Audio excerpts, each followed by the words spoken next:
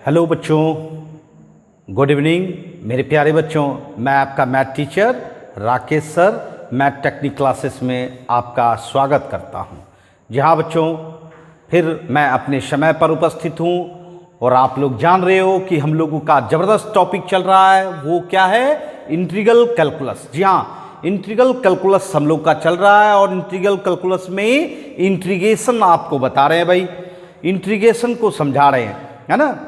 Integration की जानकारी ले रहे हैं हम लोग।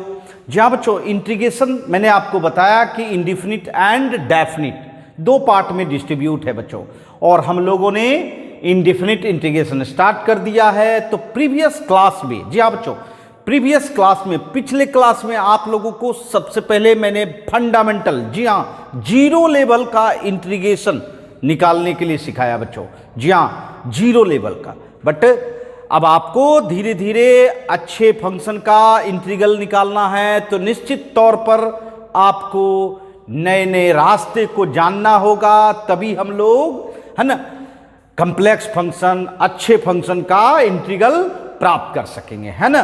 तो सबसे पहले मैं आपको प्रीवियस क्लास में आपने जो पढ़ा था उसके आधार पर मैं कुछ क्वेश्चन दूंगा और आप बिल्कुल जल्दी से जवाब देंगे, है ना। तो चलिए स्टार्ट करते हैं। फर्स्ट आपको प्रॉब्लम दे रहे हैं हम और आप लोग जल्दी से इसका जवाब देंगे। जी हाँ, एमसीक्यू, बिल्कुल सही, एमसीक्यू मैं पूछ रहा हूं आप लोगों से, है ना। कहता है the anti derivative of function है F X equal to, function क्या है? F X equal to root X plus 1/√x is equal to. जी हां, एंटी डेरिवेटिव आपको याद है, मैंने बताया था कि इंटीग्रेशन का दूसरा नाम क्या होता है? एंटी डेरिवेटिव होता है ना। इंटीग्रेशन का दूसरा नाम, है ना। तो इसलिए इस फंक्शन का आपको निकालना क्या है? इंटीग्रल निकालना है ना। फर्स्ट ऑप्शन, चलिए फर्स्ट ऑप्शन दे रहे हैं आप लोगों को 1/3 x to power 1/3 plus 2x पे power 1/2 plus c, 1/2 plus c। जी हाँ, ये फर्स्ट ऑप्शन आपको दे रहे हैं। सेकेंड ऑप्शन है 2/3 x to power 1/3 plus 1/2 x² plus c, है ना। थर्ड ऑप्शन है 2/3 x to power 3/2 2/3 x to power 3/2 प्लस 2x to power 1/2 plus c। जी हाँ, और चौथा ऑप्शन है ना, -3/2 x पे power 2/3 plus 1/2 x to power 1/2 plus c। जी हाँ, ये माइनस मत दीजिए, है ना, प्लस ही होगा। 3/2 x to power 2/3 plus 1/2 x power 1/2 plus c। जी हाँ, ये चार ऑप्शन दिया और आप लोग जल्दी से इसका जवाब देंगे, जल्दी से जवाब देंगे।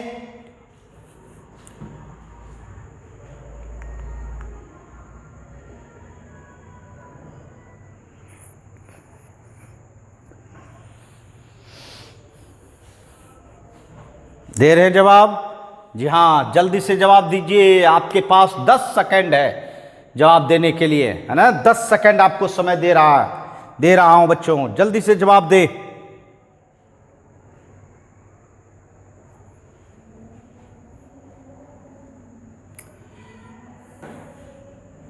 वाह, बहुत सारे बच्चों ने।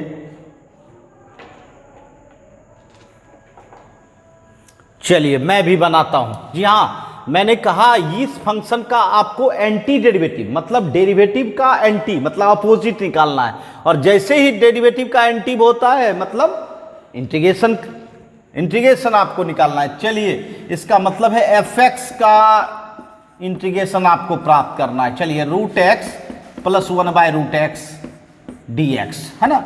बताओ, ये तो बिल्कुल फंडामेंटल इंटीग्रेशन है। क्या बोले थे, इसको पहले बनाइए, तैयार कीजिए। रूट है तो इसको पावर हाफ करोगे ना, पावर हाफ करोगे ना। अब बताओ, ये नीचे में 1/2 है पावर, है ना, तो ऊपर ले जाओगे तो कितना होगा, -1/2 dx। बताओ, अब बताओ इसका इंटीग्रेशन क्या होगा। x⁴n का क्या होता है, n+1/n+1। जी हाँ, पावर में एक प्लस करो और वही नीचे में भी करो भाई। फिर -1/2 है तो +1, -1/2 +1। जी हाँ, प्लस c। ये अलजेब्रिक फंक्शन का इंटीग्रेशन है। तो बताओ, x⁴3/2/3/2 प्लस x⁻−1/2 में +1 जाएगा तो कितना रहेगा बंधु, 1/2, और नीचे में 1/2 + c, है ना। अब बताओ, ये उल्टेगा तो 2/3 x⁻3/2, यहाँ 2 x⁻1/2 + c। अब देखना है कि कौन सा ऑप्शन मिल रहा है। बताओ, 2/3 x⁻1/3, ये तो रॉन्ग हो गया, ये तो बिल्कुल कंप्लीट रॉन्ग है। फर्स्ट ऑप्शन, सेकेंड ऑप्शन भी रॉन्ग, थर्ड ऑप्शन देखिए, 2/3 x⁻3/2 2x⁻1/2 + c, बिल्कुल मिल रहा है आपका, सी ऑप्शन मिल रहा है, सी ऑप्शन मिल रहा है। इसका मतलब है कौन सा ऑप्शन होगा, सी ऑप्शन होगा, है ना। तो जी हाँ बच्चों, आप एमसीक्यू भी इंटीग्रेशन का बना सकते हैं, बस आपके पास बिल्कुल जोश होनी चाहिए, है ना। और अगर जोश होगी तो निश्चित तौर पर बिल्कुल आसानी से आप बना लोगे, है ना। तो जल्दी से इसका स्क्रीनशॉट लें, फिर आज की कार्रवाई हम लोग आगे बढ़ाएं।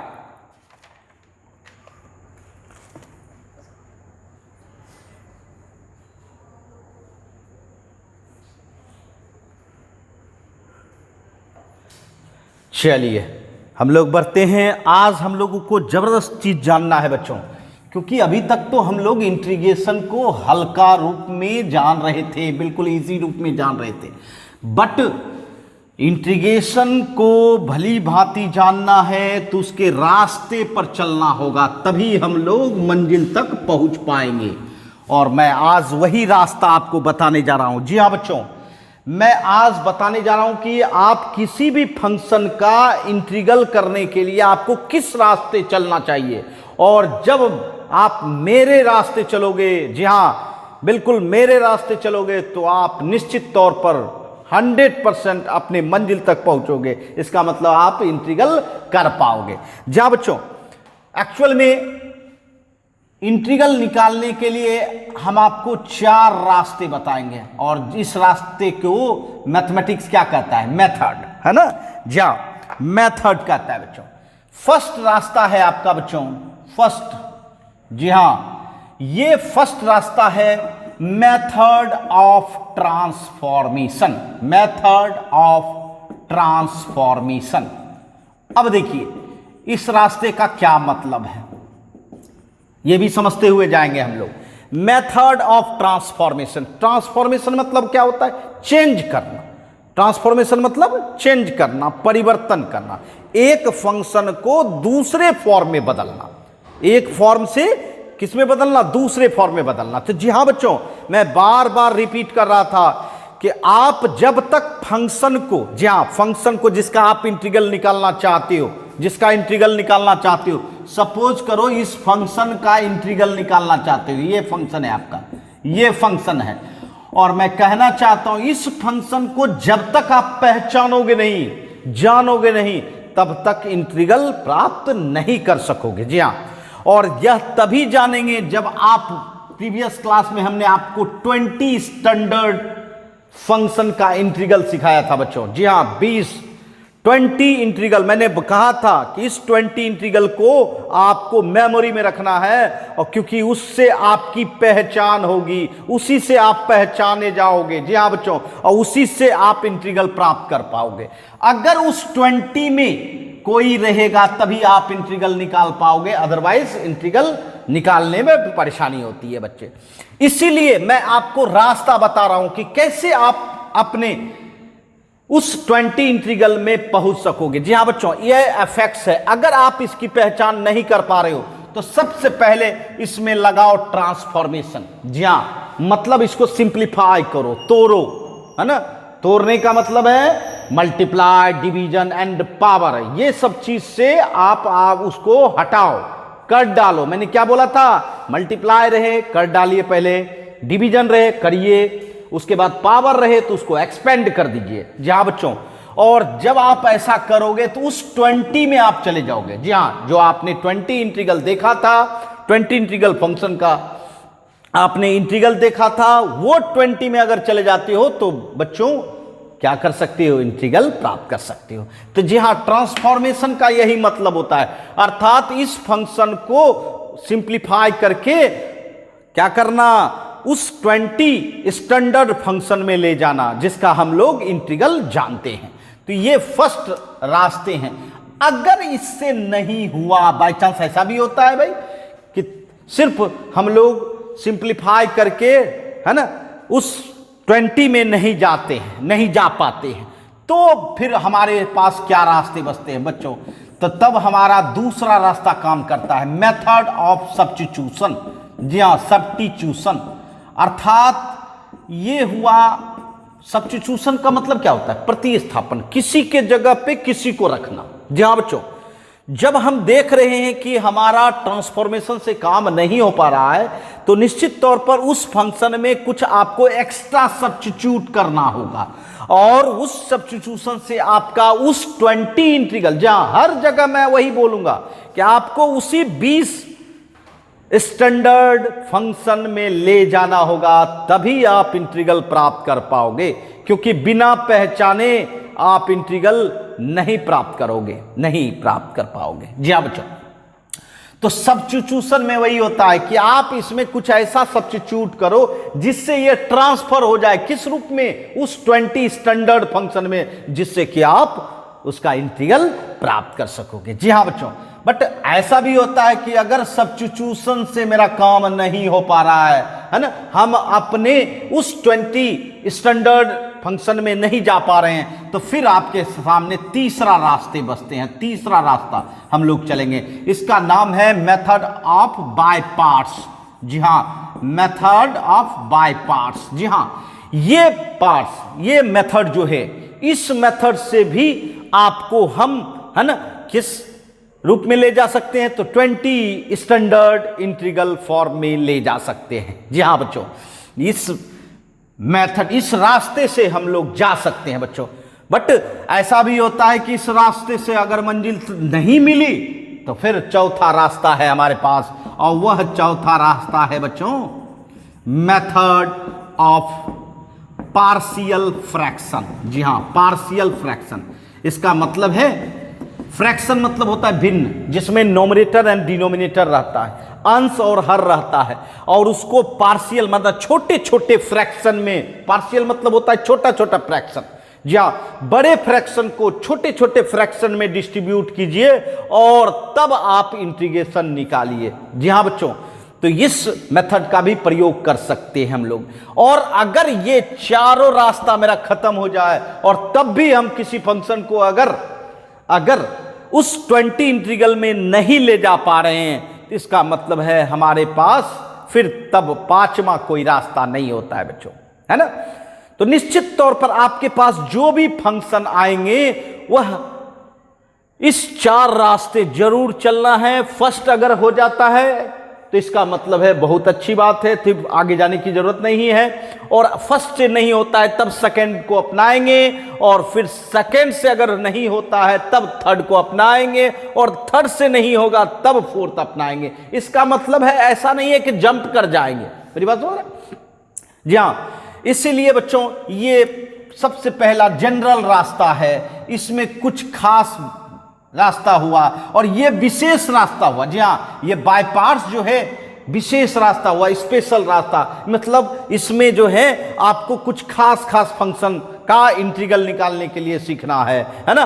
और पार्शियल फ्रैक्शन, यह जो रास्ता है फ्रैक्शन, जी हाँ, जो फ्रैक्शन वाले फंक्शन होंगे उसमें इस मेथड का ज्यादातर यूज है बच्चों। मेरी बात समझ रहे हैं? तो जी हाँ, आपको बारी बारी से हम पढ़ाएंगे method of transformation, method of substitution, method by parts and method of partial fraction, मतलब आपको चारों रास्ते से चलने के लिए सिखाएंगे और उसमें से जो भी आपका, जी हां, जिससे भी आपका फंक्शन का इंटीग्रल निकल सकेगा आप निकालोगे, है ना, कोई परेशानी नहीं। तो जल्दी से इसका स्क्रीनशॉट लें, फिर हम लोग मेथड ऑफ ट्रांसफॉर्मेशन में प्रवेश करेंगे बच्चों, है ना।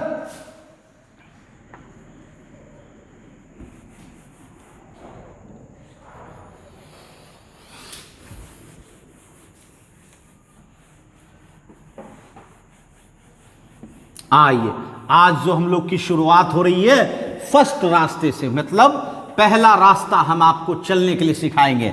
जी हां, और पहला रास्ता हमारा क्या था? Method of transformation.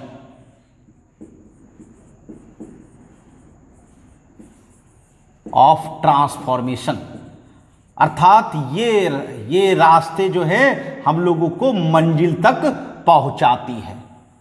सबसे पहले मैं आपको समझाना चाहता हूं, जी हां बच्चों, ट्रांसफॉर्मेशन। बंधु, आपके पास कोई इंटीग्रल है fx, समझना है, ये fx है, कोई भी फंक्शन हो सकता है, जी हां, और आपको इसका इंटीग्रेशन प्राप्त करना है, मतलब इंटीग्रल प्राप्त करना है। तो आप सबसे पहले तो इसे पहचानो कि क्या मेरा उस 20 स्टैंडर्ड फंक्शन है। अगर है तब तो आपको कहीं कुछ करने की जरूरत नहीं है, डायरेक्ट आप निकाल सकते हो, है ना, इंटीग्रल प्राप्त कर सकते हो। बट अगर उस 20 में नहीं आ रहा है तो सबसे पहले आपको इसको सिंप्लीफाई करना होगा। क्या करना होगा बंधु? सिंप्लीफाई करना होगा, ट्रांसफर करना होगा दूसरे फॉर्म में। जी हाँ बच्चों, हमेशा याद रखें।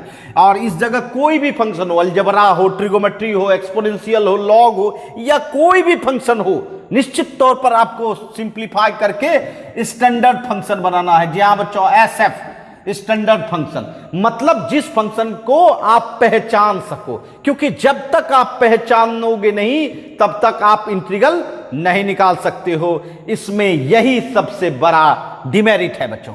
और हमें पहचानने के लिए हमारे पास कितना फंक्शन है? 20 स्टैंडर्ड फंक्शन, जहां, और यही आपका काम है, यही रास्ता है, इसी का नाम है ट्रांसफॉर्मेशन। अब देखिए, सिंप्लीफाई, जाओ, सिंप्लीफाई का मतलब है, अगर अलजेब्रिक है तो अलजेब्रिक का बहुत सारा सिंप्लीफिकेशन का तरीका होता है ना। कहीं फैक्टर करना पड़ता है, कहीं डिवीजन करना पड़ता है, कहीं मल्टीप्लाई करना पड़ता है, कहीं पावर को एक्सपेंड करना पड़ता है। मेरी बात समझ रहे? जी हाँ, बहुत सारे मेथड हैं, और जो आप बार बार बिल्कुल यूज करते हैं उसी मेथड से आपको ये स्टैंडर्ड फंक्शन बनाना है, दैट मीन्स ट्रांसफर करना है। यही तो नाम है ट्रांसफॉर्मेशन। और जब इस फॉर्म में आ जाए तो बिल्कुल आसानी से आप क्या कर सकते हैं? इंटीग्रल प्राप्त कर सकते हैं। और क्या प्राप्त करेंगे? कैपिटल एफ एक्स प्लस सी। और आप जानते हो सी तो इंटीग्रल कांस्टेंट है, ये तो देना ही है। क्या बच्चों, अब मैं आज जो बताने जा रहा हूं वो है सबसे पहला हम लोग का अलजेब्रिक फंक्शन। अगर आपके पास अलजेब्रिक फंक्शन हो तो आप स्टैंडर्ड फॉर्म, है ना, किस किस रूप में ले जा सकते हैं। जैसे आपके पास मान लीजिए ये एफ एक्स है, ये एफ एक्स देख रहे हो ना, ये आपके पास अलजेब्रिक फंक्शन है। क्या है? A F, algebraic function. और आपको इसको ट्रांसफर करना है स्टैंडर्ड फंक्शन में। तो मैं ये बताना चाहता हूं कि इस एफ एक्स को किस रूप में ले जाए जो आप इंटीग्रेशन निकाल सके। जी हां, सबसे पहले तो मैं बताना चाहूंगा कि इसको सिंप्लीफाई करना है। और सिंप्लीफाई करने का अलजेब्रिक फंक्शन का बहुत सारा मेथड है आपके पास। पहला तो मल्टीप्लिकेशन है तो मल्टीप्लिकेशन कर डालो, डिवीजन है तो डिवीजन कर डालो, पावर हो तो पावर को एक्सपेंड कर दो। जी हां बच्चों, और जब उसके बाद फैक्टर आए तो फैक्टर कर डालो। जी हां बच्चों, रेशनलाइज कर दो। बहुत सारे मेथड हैं जिसके द्वारा आप सिंप्लीफाई कर सकते हैं। बट इसको किस रूप में बदलें? तो आपको याद होगा आपने x टू पावर n का इंटीग्रेशन किया है कि नहीं? x टू पावर n, बताइए, याद कीजिए। x टू पावर n का इंटीग्रेशन आपको पता है क्या होता है? x to power n plus 1 by n plus 1 plus c होता है ना। बट मैं आपको थोड़ा सा इसको बड़ा कर दूं। अगर इसमें a से मल्टीप्लाई कर दूं, ध्यान देना, इस x में a से मल्टीप्लाई, a कांस्टेंट है, और b जोड़ दूं, तब पावर n करूं, तब पावर क्या करूं? n करूं, तो अब क्या समझा जाएगा, क्या इसका इंटीग्रेशन होगा? बिल्कुल, यहां आपने सिर्फ कांस्टेंट को मल्टीप्लाई किया और प्लस किया है कांस्टेंट को, इसका मतलब है इसको भी x टू पावर n ही समझ के इंटीग्रेशन करेंगे, अर्थात क्या करेंगे, ax plus b whole to power n plus 1 by n plus 1, यही ना कर किया। अच्छा, दूसरी बात आपको याद होगा, आपने फंडामेंटल रूल में आपने देखा होगा कि अगर डोमेन में कांस्टेंट से मल्टीप्लाई हो तो इंटीग्रेशन करने के बाद आपको उस कांस्टेंट से क्या करना होता है, डिवाइड करना होता है, अर्थात k से आपको डिवाइड करना होगा।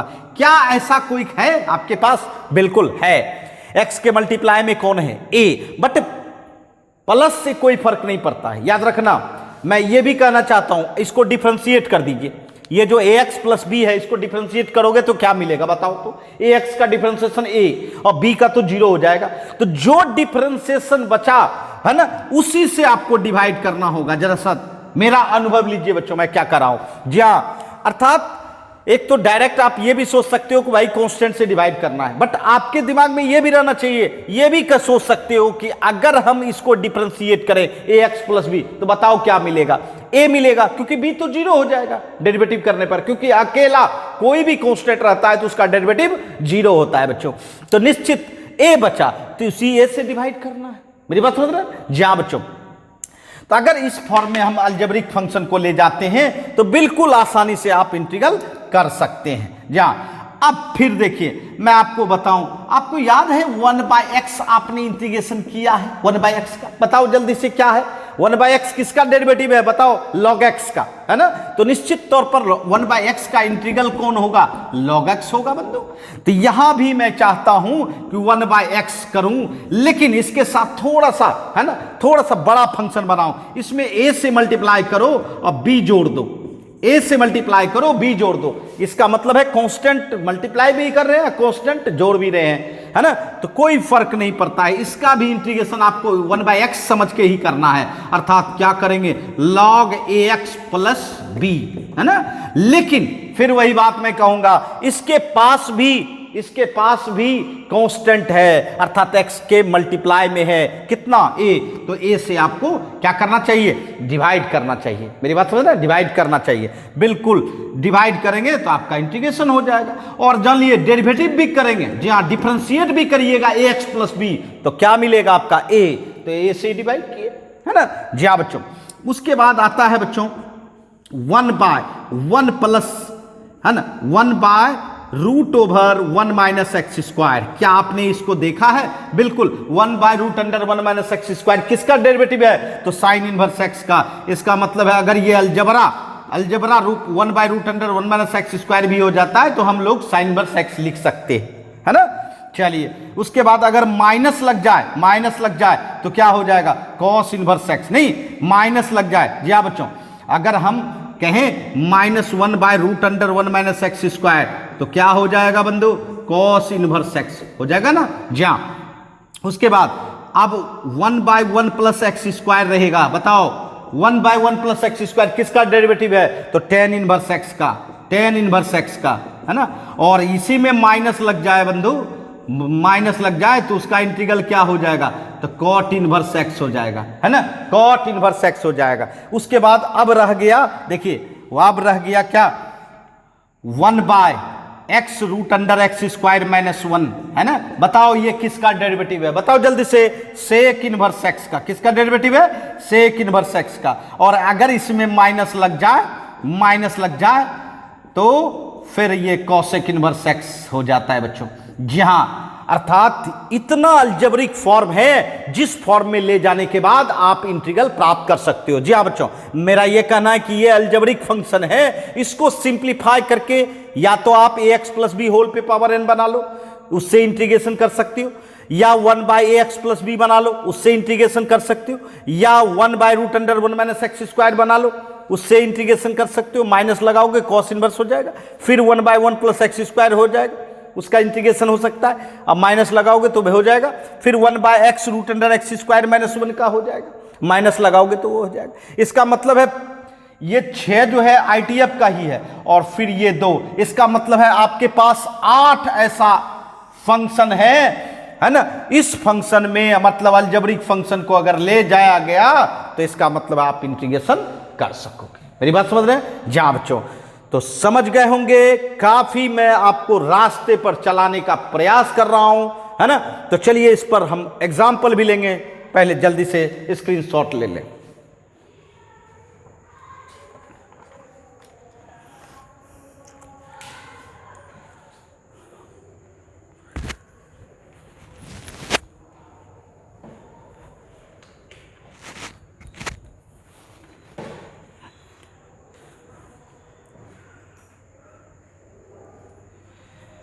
आइए, जी हाँ, अब चलिए मैं आपको वह भी बताऊंगा कि कैसे आप, है ना, इस अलजेब्रिक फंक्शन को इस 8 फॉर्मों में ले जा सकते हैं। जी हाँ बच्चों, इस 8 फॉर्मों में ले जा सकते हैं।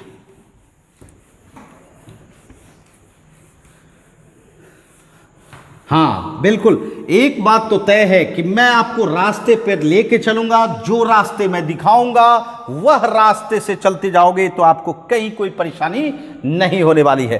तो चलिए हम लोग, है ना, कुछ इस पर प्रॉब्लम बनाए। आइए, इंटीग्रेट करने के लिए कहूं आपको x² - 3x + 2 bye x - 1 dx। देख रहे हो?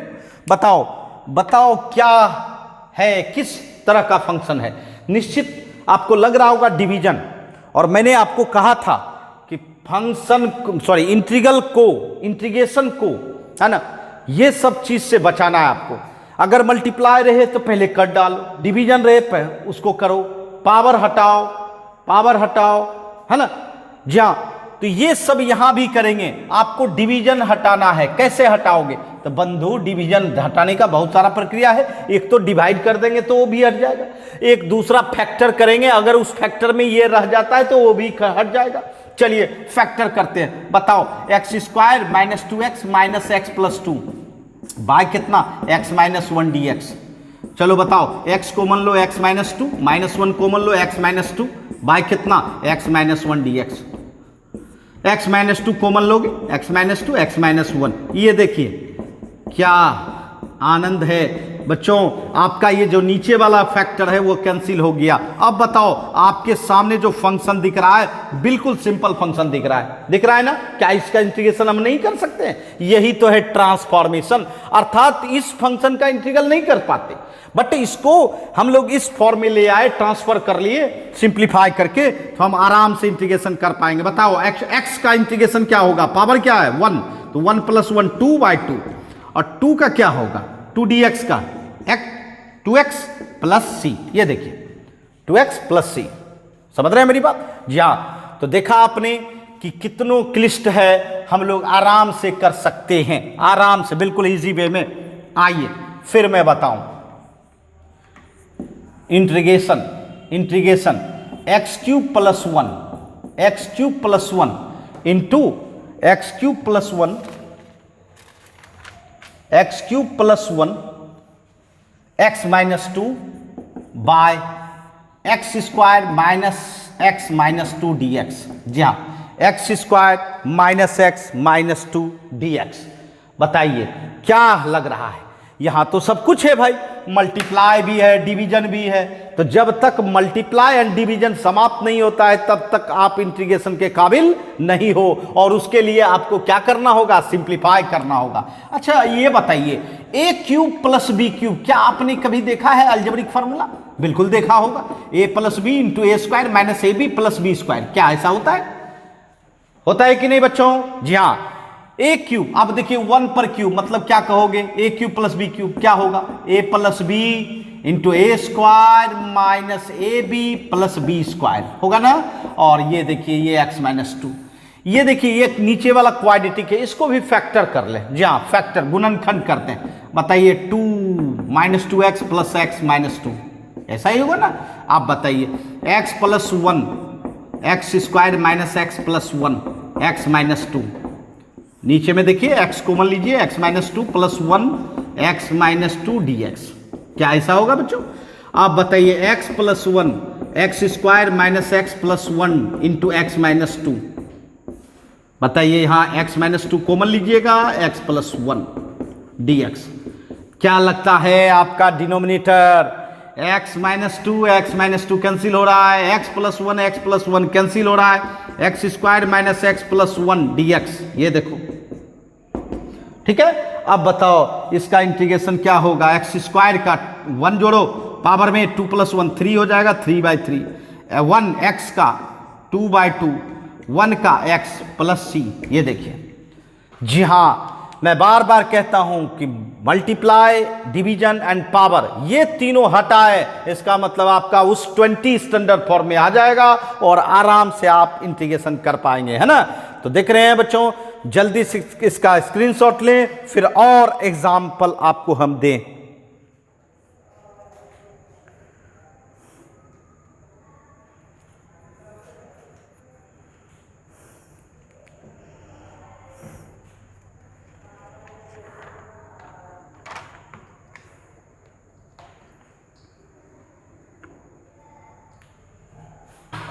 आइए, जी हाँ,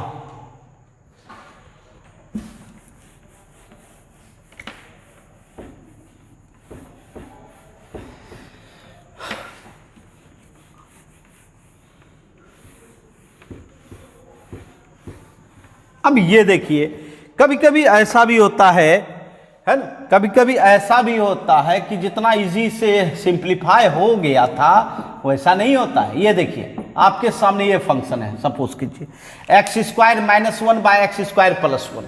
यहां बताओ क्या ऊपर वाला तो फैक्टर हो जाएगा, बट नीचे वाला फैक्टर नहीं होगा।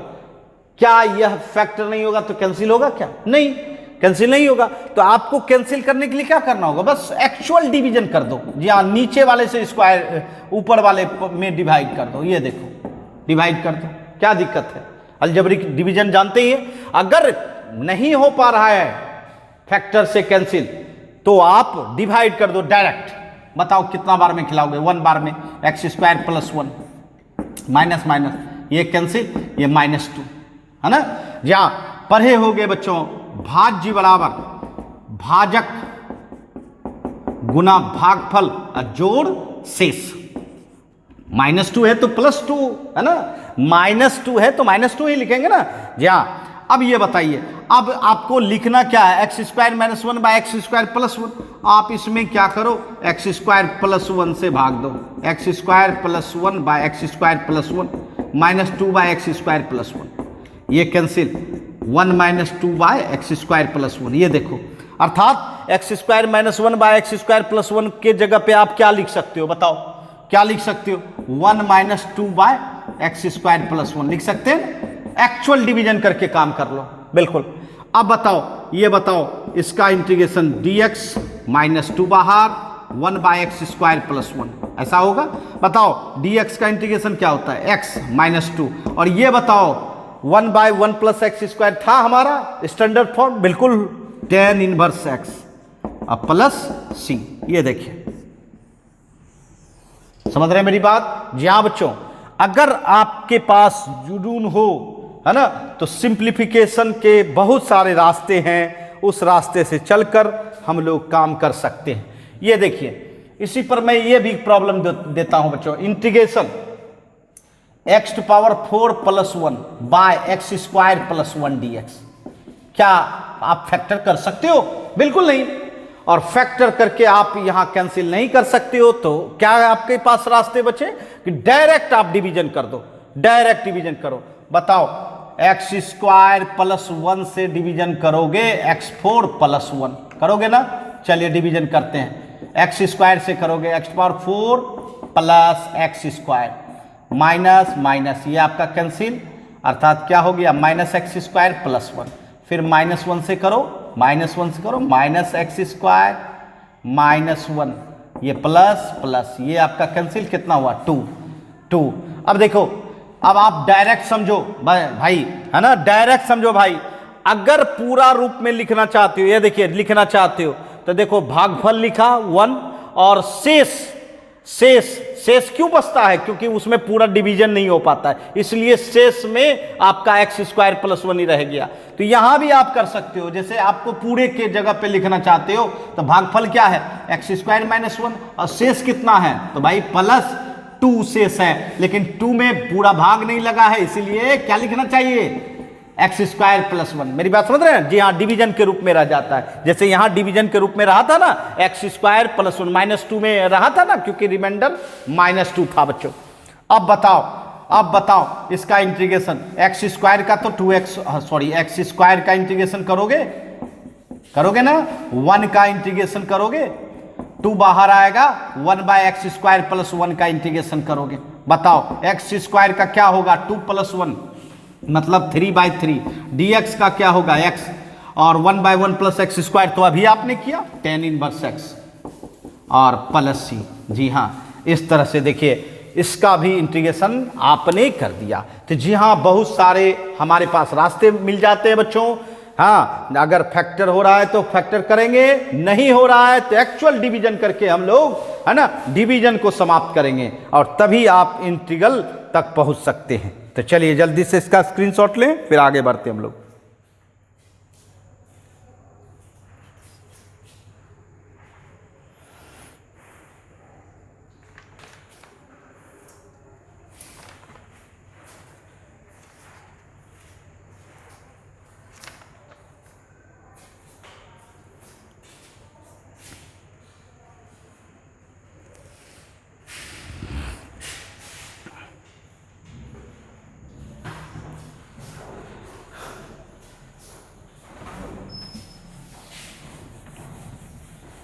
आइए, बहुत अच्छे प्रॉब्लम्स आप लोग बना रहे हैं। जी हाँ, इंटीग्रल निकाल रहे हैं।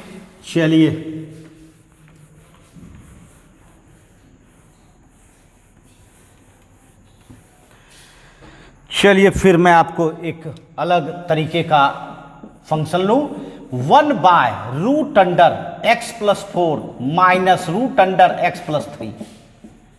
देख रहे हो? जी हाँ, 1/√x + 4 -√x + 3। अब जरा सोचिए आप कि इसका इंटीग्रल कैसे प्राप्त करें। तो सबसे पहले तो आपको डिनोमिनेटर हटना चाहिए कि नहीं हटना चाहिए? डिनोमिनेटर मतलब हर जो है हटना चाहिए, और हटने का मतलब है डिवीजन होना चाहिए, और ऊपर में तो 1 है भाई, कैसे हटाओगे? तो जी हाँ, याद कीजिए आप परिमेयकरण करते थे, रैशनलाइजेशन। जी हाँ, यहां भी वही करेंगे, रैशनलाइज करके इसको हटाने का प्रयास करेंगे। चलिए क्या करते थे, माइनस है तो प्लस से मल्टीप्लाई एंड डिवाइड करेंगे ना। ये देखिए, मल्टीप्लाई एंड डिवाइड किया, रैशनलाइज कर दिया। उसके बाद बताओ, 1 से करोगे √x + 4 + √x + 3 बाय, यहां देखो a - b, a + b क्या होता है अलजेब्रा का भाई, a² - b², है ना, क्योंकि स्क्वायर करोगे तो रूट तो कैंसिल होगा ना। आप बताओ, x + 4 पर पावर 1/2, रूट को 1/2 कर दिया, x + 3 पर power 1/2 bye x + 4 -x - 3 dx। ये बताओ, x आपका कैंसिल हो जाएगा, x + 4 पे पावर 1/2 प्लस x + 3 पे पावर 1/2। नीचे में देखो तो 4 - 3 कितना, 1, है ना। अब ये बताइए, अब आप पहचानो, x + 4 पे पावर 1/2 अलग अलग कर दो, और x + 3 1/2 dx। क्या पहचान है? क्या उस 20 में आया? यहाँ आज भी मैंने बताया कि अगर x + 4 है तो इसका इंटीग्रेशन x⁴n समझ के करना है। तो x + 4 पे पावर 1/2 + 1 कितना हो जाएगा भाई, 1/2 + 1। यहां भी बताओ, x + 3 पे पावर 1/2 + 1 बाय 1/2 + 1 प्लस c, कर सकते हैं ना। जी हाँ, और फिर देखिए x + 4 पे पावर 3/2 बाय 3/2 प्लस x + 3 पे पावर 3/2 बाय 3/2 प्लस c, है ना। ये देखिए, ये उल्टेगा तो 2/3, x + 4 पे पावर 3/2, यहाँ भी 2/3, x + 3 पे पावर 3/2 प्लस c। ये देखिए, अर्थात अगर डिनोमिनेटर में रूट रहे तो रैशनलाइज करके आप इसको स्टैंडर्ड फॉर्म ला सकते हैं, और इन स्टैंडर्ड फॉर्म जब ले आएंगे तो आप इंटीग्रल प्राप्त कर सकते हैं। समझ रहे हैं? चलिए, समझ गए होंगे, जल्दी से इसका स्क्रीनशॉट लें।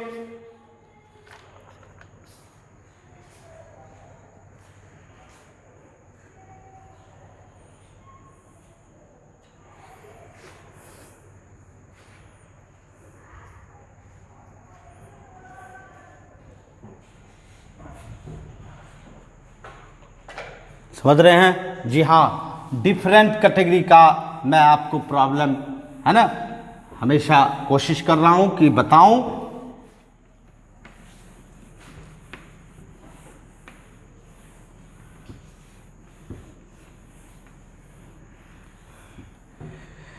आइए अब देखिए कुछ स्पेशल मैं आपको बता रहा हूं। ये देखिए, ये भी जबरदस्त है। जैसे मैं कहूं x+2 root under x-3 dx, अर्थात एक विदाउट रूट है और एक रूट है जो कि मल्टीप्लाई में है, और इसका इंटीग्रल प्राप्त करना चाहते हैं, इंटीग्रेशन निकालना चाहते हैं, तो क्या करना चाहिए? तो मैं बता देना चाहता हूं कि दोनों को मल्टीप्लाई जब तक नहीं करेंगे तब तक कामा नहीं होगा, और मल्टीप्लाई तभी कर सकते हैं जब दोनों सेम हो जाए, मतलब x-3 हो जाए या x+2 हो जाए। मेरी बात समझ रहे हैं ना? जी हाँ, बट एक बात याद रखिए, जो रूट के अंदर हो उसी जैसा बनाइए बाहर वाले को, और वह आराम से बना सकते हैं। जैसे x+2 है, आपको इसको x-3 बनाना है। कैसे बनाना चाहिए? कुछ आपको टेक्निक लगाना होगा। बताइए, x-3 बना दिए, बट इसमें कितना जोड़े जो 2 रह जाए, +2 रह जाए, तो भाई 5 जोड़ोगे तो 2 रह जाएगा, मतलब +2 है आपके पास, और उसको हम लोगों ने क्या किया, -3 + 5 का 5 में -3 जाएगा तो +2 ही रहेगा, है ना। और ये देखिए, और ये तो आपका x-3 पावर कितना हो जाएगा, 1/2 हो जाएगा। आ रही बात समझ में? अब बताइए x-3 जैसा हो गया कि नहीं? यहां देखिए, अब आप मल्टीप्लाई कर सकते हो। बोलो, इसको करेंगे x-3 into x-3 power 1/2 plus 5x-3 power 1/2 dx। देखिए अब देखिए, ये 1 सेम बेस है तो पावर जुट गया, x-3 पावर 3/2 हो जाएगा, 1 + 1/2 3/2, 5x-3 पावर 1/2 dx हो जाएगा। अब बताइए, अब आप स्टैंडर्ड फॉर्म है कि नहीं? आप इंटीग्रेशन कर सकते हैं कि नहीं? बिल्कुल कर सकते हैं, एक्सपोनेंट रूप में। x-3 power 3/2 + 1/3/2 + 1 plus 5। यहां बताओ, x-3 पावर 1/2 + 1 क्या हो जाएगा, 3/2/3/2।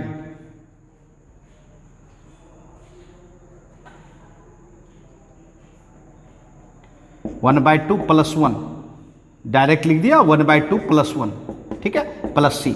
अब ये बताओ क्या होगा, x-3 पावर 5/2, यहां क्या 5/2, 5x-3 पे पावर 3/2/3/2 प्लस c, ठीक है। अब बताओ, ये आ जाएगा 2/5 x-3 पावर 5/2, ये हो जाएगा 10/3 x-3 पावर 3/2 प्लस c। देखिए हो गया कि नहीं बच्चों? जी हाँ बच्चों, अगर आप जो भी चाहेंगे वो आराम से आप कर सकते हैं, बट क्या ध्यान मैंने बोला, इसको मिलाना था, और मिला कैसे सकते हैं जब दोनों सेम बेस वाला होगा, तो इसीलिए मैंने रूट के अंदर जो था, है ना, उसके जैसा बाहर बनाया, और उसके बनाने का तरीका मैंने सिखाया कि आपको माइंड से, है ना, उसके जैसा बनाना है और फिर तैयार कर लेनी है आपको स्टैंडर्ड फॉर्म, और आराम से आप इंटीग्रल कर सकते हैं, है ना। तो समझ गए होंगे? जी हाँ बच्चों, अर्थात कहने का सेंस है कि यह आपका अलजेब्रिक फॉर्म का, अलजेब्रिक फंक्शन का अलग अलग रूपों का हम इंटीग्रल बता रहे थे बच्चों। जी हाँ, अलग अलग रूपों का इंटीग्रल हम लोग जान रहे थे, है ना। तो चलिए, आज मैं आपको यहीं तक ट्रांसफर करने के लिए सिखाऊंगा, फिर नेक्स्ट क्लास में आपको ट्रिगोमेट्रिकल फंक्शन, जी हाँ, ट्रिगोमेट्रिकल फंक्शन का ट्रांसफॉर्मेशन बताऊंगा, जिससे कि आप कोई भी ट्रिगोमेट्रिकल फंक्शन का आप इंटीग्रल प्राप्त कर पाएंगे, है ना। तो चलिए, आज के लिए इतना ही, फिर मिलेंगे नेक्स्ट क्लास में। बाय बच्चों, अपने से खुद से प्रैक्टिस भी करें।